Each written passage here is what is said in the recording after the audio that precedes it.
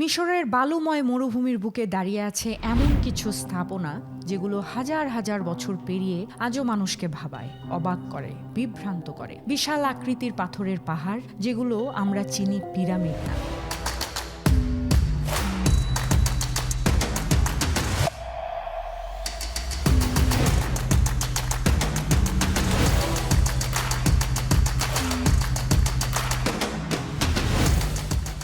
একটা পাথরের ওজন কয়েক টন।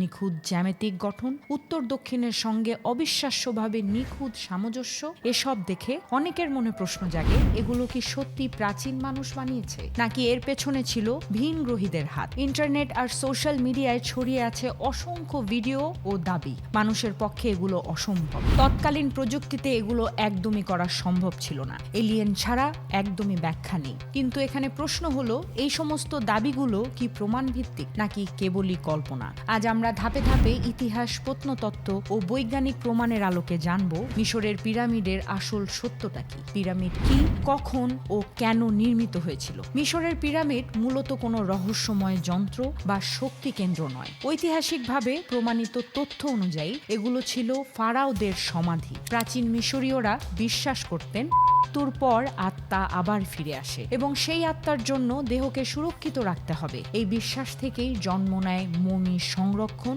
এবং বিশাল সমাধি নির্মাণের ধারণা। সবচেয়ে বিখ্যাত পিরামিডগুলো অবস্থিত গিজা মালভূমিতে, যা কায়রোর কাছে। এখানে রয়েছে great pyramid of Khufu, pyramid of Khafre, pyramid of Menkaure. এর মধ্যে খুফুর পিরামিড সবচেয়ে বড় ও বিস্ময়কর। এটি নির্মিত হয়েছিল আনুমানিক খ্রিস্টপূর্ব 2580 থেকে 2560 সালের মধ্যে, অর্থাৎ আজ থেকে প্রায় 4500 বছর আগে। অনেকে দাবি করেন এত প্রাচীন সময়ে মানুষ এত উন্নত ছিল না, কিন্তু প্রত্নতাত্ত্বিক গবেষণা বলছে ভিন্ন কথা। প্রাচীন মিশরীয়রা ছিল অসাধারণ দক্ষ।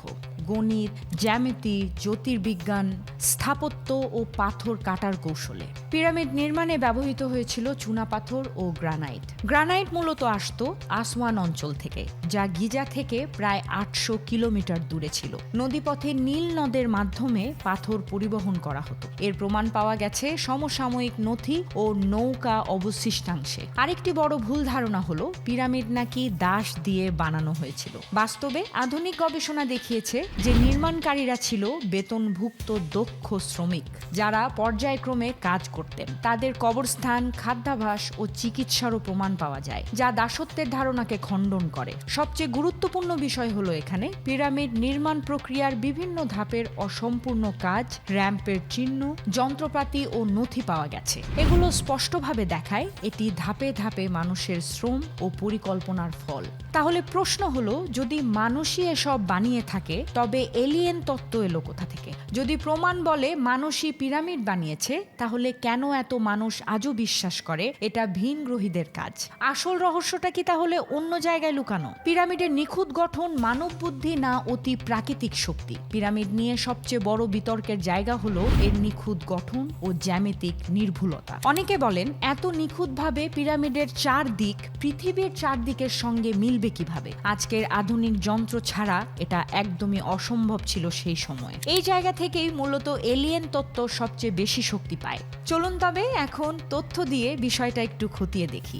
গ্রেট পিরামিডের 4টি দিক প্রায় নিখুঁতভাবে উত্তর, দক্ষিণ, পূর্ব ও পশ্চিমের সঙ্গে সামঞ্জস্যপূর্ণ। আধুনিক পরিমাপ অনুযায়ী এর ত্রুটি মাত্র 0.05 ডিগ্রিরও কম। এটা নিঃসন্দেহে অবিশ্বাস্য, কিন্তু অসম্ভব নয়। এখন প্রশ্ন হলো, প্রাচীন মিশরীয়রা কিভাবে এটা করেছিল? প্রত্নতাত্ত্বিক ও জ্যোতির্বিজ্ঞানীদের মতে তারা ব্যবহার করেছিল তারকা পর্যবেক্ষণ পদ্ধতি। বিশেষ করে তারা উত্তর আকাশের 2টি গুরুত্বপূর্ণ নক্ষত্র কোখাব ও মিজারের অবস্থান পর্যবেক্ষণ করে উত্তর দিক নির্ধারণ করত। এই পদ্ধতিকে বলা হয় স্টেলার অ্যালাইনমেন্ট মেথড, যা আধুনিক বিজ্ঞানসম্মতভাবেই ব্যাখ্যা করা যায়। এখানে কোনো ভিনগ্রহী প্রযুক্তির প্রয়োজন পড়ে না, শুধু দরকার ছিল ধৈর্য, পর্যবেক্ষণ আর জ্ঞান। আরেকটি বড় প্রশ্ন হলো, এত বিশাল পাথর কিভাবে কাটা ও বসানো হয়েছিল সেই সময়? অনেকেই দাবি করেন লোহা লোহার যন্ত্র না থাকলে এটা সম্ভব নয়, কিন্তু বাস্তবতা হলো প্রাচীন মিশরীয়রা তামার যন্ত্র, পাথরের হাতুড়ি এবং বালু ব্যবহার করে ঘর্ষণ পদ্ধতিতে শক্ত গ্রানাইট কেটেছে। আজও পরীক্ষামূলক প্রত্নতত্ত্বে এই পদ্ধতি সফলভাবে প্রমাণিত হয়েছে। পাথর তোলার জন্য ব্যবহৃত হতো র্যাম্প সিস্টেম। এই র্যাম্প কেবল ছিল সোজা, ঘূর্ণায়মান নাকি ভেতরের দিকে ঢালু, এ নিয়ে এখনো বিতর্ক আছে। কিন্তু গুরুত্বপূর্ণ বিষয় হলো র্যাম্পের অস্তিত্ব নিয়ে কোনো সন্দেহ নেই, কারণ পিরামিডের আশেপাশে র্যাম্পের ধ্বংসাবশেষ ও নির্মাণ চিহ্ন পাওয়া গেছে। আরেকটি রহস্যময় দাবি হলো পিরামিডের পাথরের জোড়া এতই নিখুঁত যে একটি ব্লেডও ঢোকানো যায় না। আসল সত্য হলো সব পাথর এমন নিখুঁত নয়, শুধু বাইরের আবরণী পাথরগুলো অত্যন্ত মসৃণভাবে কাটা হয়েছিল, কারণ এগুলো ছিল দৃশ্যমান অংশ। ভেতরের পাথরগুলো তুলনামূলকভাবে খসখসে। এখানেই একটা গুরুত্বপূর্ণ প্রশ্ন উঠে আসে, যদি সবকিছুই মানুষ করতে পারে তবে আমরা কেন ধরে নিতে চাই এটা মানুষের পক্ষে অসম্ভব? অনেক গবেষকদের মতে আধুনিক মানুষ প্রাচীন সভ্যতাকে অবমূল্যায়ন করে দেখে। আমরা ধরেই নেই প্রযুক্তি মানেই কম্পিউটার, লেজার যন্ত্র, কিন্তু আসল সত্য হলো প্রাচীন প্রযুক্তি ছিল জ্ঞান নির্ভর, যন্ত্র নির্ভর নয়। যদি তারকা দেখে দিক নির্ধারণ করা যায়, র্যাম দিয়ে পাথর ওঠানো যায়, তাহলে এলিয়েন তত্ত্বটা কি আসলেই আমাদের আধুনিক অহংকারের ফল নয়? এখন প্রশ্ন আসে, এলিয়েন তত্ত্বের জন্ম কল্পনা, ভ্রান্ত ব্যাখ্যা নাকি ইচ্ছাকৃত বিভ্রান্তি? মিশরের পিরামিডের সঙ্গে ভিনগ্রহীদের যুক্ত করার ধারণা কোনো প্রাচীন বিশ্বাস নয়। বাস্তবে এই তত্ত্বের জন্ম 20 দশকের মাঝামাঝি সময়ে। এর আগে হাজার বছরের ইতিহাসে কোথাও উল্লেখ নেই যে এই পিরামিড এলিয়েনদের কাজ। এমনকি না আছে মিশরীয়দের লেখায়, না আছে গ্রিক ইতিহাসবিদদের বর্ণনায়। এই তত্ত্ব জনপ্রিয় হতে শুরু করে মূলত 1960 থেকে 70 দশকে। বিশেষ করে এরিক নামের এক লেখকের বই চ্যারিয়টস অব দ্য গডস প্রকাশের পর বিষয়টি ব্যাপক আলোচনায় আসে। তিনি দাবি করেন pyramid, Machu Picchu, Nazca line এসব নাকি প্রাচীন ভিনগ্রহী সভ্যতার কাজ। কিন্তু এখানে সমস্যা হলো তার দাবিগুলোর বেশিরভাগই অনুমান নির্ভর, প্রমাণ ভিত্তিক নয়। মূলধারার প্রত্নতত্ত্ববিদ ও ইতিহাসবিদরা তার লেখাকে ছদ্ম প্রত্নতত্ত্ব বলে চিহ্নিত করেছেন। তাহলে এখন একটি উদাহরণ দিয়ে দেখা যাক। অনেকেই বলেন পিরামিডের ভেতরে কোনো হায়ারোগ্লিফ নেই, তাই এটা মানুষের নয়। কিন্তু বাস্তবতা হলো প্রথম দিকের পিরামিডগুলোতে সত্যি অলঙ্করণ কম ছিল। তবে পরবর্তী পিরামিড ও সমাধিতে পাওয়া গেছে পিরামিড টেক্সট, যা স্পষ্টভাবে মিশরীয় ধর্মীয় বিশ্বাসীদের অংশ। আরেকটি দাবি হলো মিশরীয় দেবতাদের ছবি আসলে এলিয়েনদের চিত্র। আসলে এই যুক্তির পেছনে কোনো ঐতিহাসিক ভিত্তি নেই। প্রাচীন মিশরীয় শিল্প আসলে ছিল প্রতীক ভিত্তিক। দেবতাদের পশুর মাথা দিয়ে দেখানো হতো শক্তি, জ্ঞান বা ক্ষমতার প্রতীক হিসেবে, বাস্তব চেহারার হিসেবে নয়। এখানে একটি গুরুত্বপূর্ণ ও সংবেদনশীল বিষয় আছে। অনেক গবেষক মনে করেন এলিয়েনের তত্ত্বের জনপ্রিয়তা এক ধরনের সাংস্কৃতিক পক্ষপাত বহন করে। অর্থাৎ আফ্রিকা বা প্রাচ্যের প্রাচীন সভ্যতা এত উন্নত হতে পারে, এই ধারণাটা অনেকের কাছে মানসিকভাবে গ্রহণযোগ্য নয়। তাই সহজ সমাধান হিসেবে বলা হয় এটা নিশ্চয়ই এলিয়েনদের কাজ। কিন্তু এখানে প্রশ্ন হলো, যখন ইউরোপের রোমান স্থাপত্য বা গথিক ক্যাথেড্রাল নিয়ে কথা হয়, তখন কি আমরা এলিয়েনদের কথা বলি? না, একদমই বলি না বা ভাবিও না। তাহলে মিশরের ক্ষেত্রেই কেন আমরা এইভাবে ভাবি? এখানে আরো একটি বিষয় আছে লক্ষ্য করার মতো, সেটা হলো এলিয়েন তত্ত্বের পক্ষে একটিও শারীরিক প্রমাণ নেই। না কোনো প্রযুক্তি, না কোনো যন্ত্র, না কোনো ভিনগ্রহী জীবাশ্ম। অথচ পিরামিড নির্মাণের ক্ষেত্রে পাওয়া গেছে শ্রমিকদের বসতি, খাদ্য ও চিকিৎসার চিহ্ন, নির্মাণ সরঞ্জাম, সমসাময়িক নথি, এই সবগুলোই মানব সভ্যতার সাক্ষ্য বহন করে। যখন প্রমাণ বলে মানুষই নির্মাতা, তখন এলিয়েন তত্ত্বটা কি আসলে সত্যের খোঁজ, নাকি আমাদের গল্প করার প্রতি ভালোবাসারই ফল? বন্ধুরা, এখন আমরা জানবো এই ভিডিওর আরেকটি পয়েন্ট নিয়ে, সেটা হলো আধুনিক বিজ্ঞান কি বলে। পিরামিড কি সত্যি আজও অজানা? অনেকে বলেন পিরামিড আজও রহস্যে ভরা, বিজ্ঞান কিছুই জানে না। এই কথাটা আংশিক সত্য, আবার আংশিক ভুল। আধুনিক বিজ্ঞান পিরামিড সম্পর্কে অনেক কিছুই জানে, কিন্তু সব নয়। আর যেটুকু অজানা আছে সেটাকে ঘিরেই নানান গুজব, ষড়যন্ত্র ও এলিয়েন তত্ত্বের মাথাচাড়া দিয়ে ওঠা। সাম্প্রতিক দশকে পিরামিডের গবেষণায় ব্যবহার করা হয়েছে অত্যাধুনিক প্রযুক্তি, যেমন মিউন স্ক্যানিং, ইনফ্রারেড থার্মোগ্রাফি এবং 3D ম্যাপিং। 2017 সালে এই প্রযুক্তি ব্যবহার করে গ্রেট পিরামিডের ভেতরে একটি বড় ফাঁকা জায়গা আবিষ্কৃত হয়, যাকে বলা হয় বিগ ভয়েড। এখন প্রশ্ন, এই ফাঁকা জায়গা কি এলিয়েন প্রযুক্তি প্রমাণ?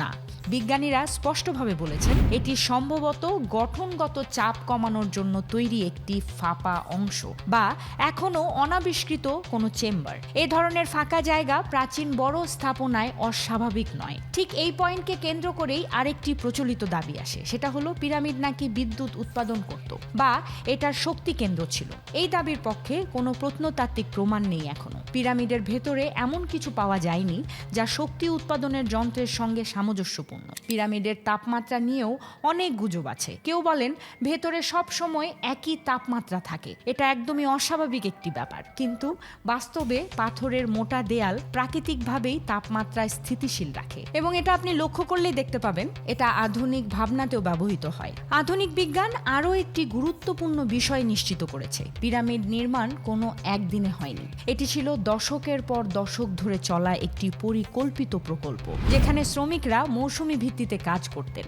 বিশেষ করে নীল নদের বন্যার সময় যখন কৃষিকাজ বন্ধ থাকত। আরও একটি গুরুত্বপূর্ণ প্রমাণ পাওয়া যায়, তা হলো 2013 সালে আবিষ্কৃত মেরারের প্যাপিরাসে। এই নথিতে একজন তত্ত্বাবধায়কের দৈনিক কাজের বর্ণনা আছে, কিভাবে নীল নদ দিয়ে পাথর আনা হতো, কোথায় নামানো হতো এবং কিভাবে পিরামিড নির্মাণে ব্যবহার করা হতো। এটি সরাসরি মানব নির্মাণ প্রক্রিয়ার লিখিত প্রমাণ। তাহলে প্রশ্ন আসে, সবকিছু জানার পরেও কেন আমরা বলি এটি রহস্য? কারণ মানুষ রহস্য ভালোবাসে। অজানা বা আংশিক জানা বিষয় আমাদের কল্পনাকে উস্কে দেয়, আর সেখানেই এলিয়েন তত্ত্ব সহজ ও আকর্ষণীয় ব্যাখ্যা হয়ে ওঠে। যখন বিজ্ঞান ধাপে ধাপে উত্তর দিচ্ছে, তখন কি আমরা রহস্য বাঁচিয়ে রাখতে চাই বলেই এলিয়েনের গল্প আঁকড়ে ধরি? মানব সভ্যতার উদ্ভাবনী শক্তি মিশরের পিরামিড শুধু একটি স্থাপত্য নয়, এটি মানব বৃদ্ধি, ধৈর্য এবং সহযোগিতার নিদর্শন। প্রাচীন মিশরীয়রা এমন কৌশল ব্যবহার করেছে যা আজও আমাদের অবাক করে। প্রথমত, পরিকল্পনা ও সংগঠন। পিরামিড নির্মাণের জন্য দরকার ছিল হাজারো শ্রমিক, স্থল ও নদীপথ ব্যবহার করে পাথর পরিবহন, খাদ্য ও চিকিৎসার ব্যবস্থা সবই নিখুঁতভাবে সমন্বয় করা। দ্বিতীয়টি হলো গণিত ও জ্যামিতির ব্যবহার। পিরামিডের কোণ, উচ্চতা, চারপাশের সামঞ্জস্য সবই স্পষ্টভাবে প্রমাণ করে যে প্রাচীন মিশরীয়রা ছিল অসাধারণ গণিতবিদ। তৃতীয়টি হলো প্রাকৃতিক উৎপাদনের ব্যবহার। চুনাপাথর ও গ্রানাইটের নির্বাচন, র্যাম্প ও কাঠের পাটের ব্যবহার এবং নীল নদের বন্যার সময়কে কাজে লাগানো সবই প্রমাণ করে মানুষ প্রাকৃতিক সম্পদকে কিভাবে দক্ষতার সঙ্গে কাজে লাগাতে পারে। এছাড়াও পিরামিডের ধ্রুব তাপমাত্রা ও স্থায়িত্ব শেখায় বালুময় মরুভূমিতেও কিভাবে স্থায়ী ও কার্যকর স্থাপত্য তৈরি করা সম্ভব। এগুলো কোনো জাদু বা এলিয়েন প্রযুক্তি নয়, এগুলো হলো মানুষের উদ্ভাবনী ক্ষমতা, ধৈর্য এবং কৌশলের ফলাফল। পিরামিডের নির্মাণ প্রক্রিয়া ও ইতিহাস আমাদের আরও একটি গুরুত্বপূর্ণ শিক্ষা দেয়, সেটা হলো মানব সভ্যতা একসময় আরও কতটা উন্নত হতে পারে, অথচ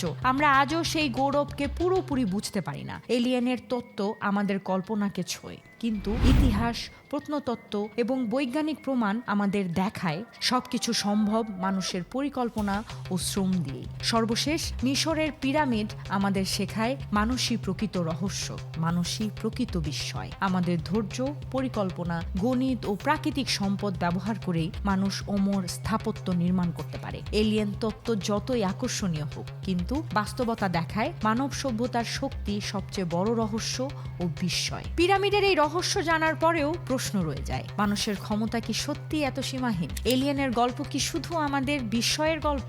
সো বন্ধুরা, মিশরের পিরামিড নিয়ে আমাদের যাত্রা এখানেই শেষ হচ্ছে আজ। 5000 বছরেরও বেশি আগে নির্মিত এই বিশাল স্থাপত্যগুলো কেবল পাথরের নয়, এগুলো মানব বৃদ্ধি, ধৈর্য, উদ্ভাবনী ক্ষমতা এবং সভ্যতার প্রতীক। আমরা দেখেছি পিরামিড মানুষের শ্রম, গণিত, জ্যামিতি ও পরিকল্পনার চূড়ান্ত প্রকাশ। এলিয়েনের তত্ত্ব যতই রহস্যময় মনে হোক, বাস্তবতা প্রমাণ করে মানুষই প্রকৃত নির্মাতা, মানুষই প্রকৃত বিস্ময়। পিরামিড আমাদের শেখায় প্রাচীন সভ্যতা কতটা উন্নত ছিল এবং কিভাবে তারা সীমিত প্রযুক্তিতেও স্থায়ী ও নিখুঁত সৃষ্টি করতে পারত। এটি কেবল ইতিহাস নয়, আমাদের জন্য প্রেরণার উৎস। মানুষের ধৈর্য, কল্পনা ও সৃজনশীলতা মিলিয়েই এমন কিছু করা সম্ভব যা হাজার বছর ধরে আমাদের চমকিত করে রাখে বা রাখতে পারে। যদি আজকের এই ভিডিও বা বিষয়টি আপনাদের মনোযোগ আকর্ষণ করে থাকে মনে রাখবেন, রহস্যের খোঁজে আমরা যেখানেই যাই, প্রকৃত রহস্য হলো মানুষের ক্ষমতা এবং জ্ঞান। শেষ কথা হলো, পরবর্তীতে যখন আপনি পিরামিডের ছবি দেখবেন, শুধু ভাববেন না এটা এলিয়েনের কাজ, বরং ভাববেন মানুষের অবিশ্বাস্য ক্ষমতার নিদর্শন হলো পিরামিড।